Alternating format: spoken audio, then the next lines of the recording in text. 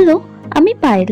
Welcome to my cake making video. চারিদিকে শুধু বিয়েবাড়ি বিয়েবাড়ি আর বিয়েবাড়ি চলছে। এখন তো বিয়েবাড়িরই সিজন, তাই আমাদের বাড়িও লেগেছিল বিয়ে। সেটা হলো আমার দাদার বিয়ে। তাই দাদার বিয়ের জন্য দাদার আইবুড়ো ভাতের দিন আমি বানিয়েছিলাম এই স্পেশাল কেকটা।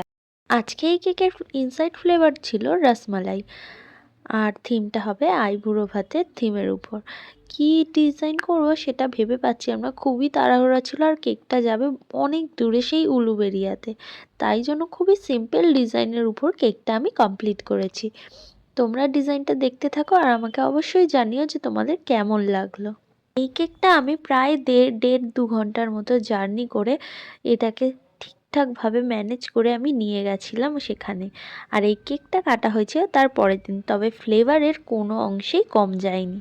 আমি ডিজাইনটা ভেবেছিলাম একরকম করবো, কিন্তু কেন জানি না ভিডিওর মধ্যে একটা কালারও বোঝা যায় না।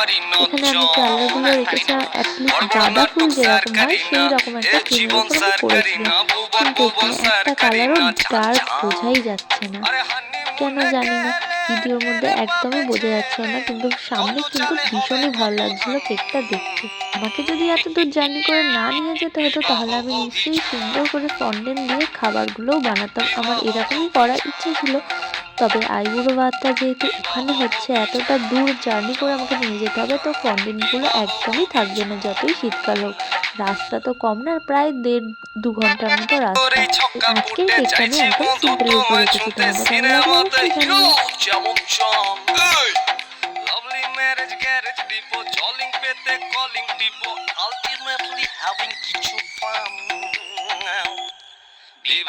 অবশ্যই জানিও।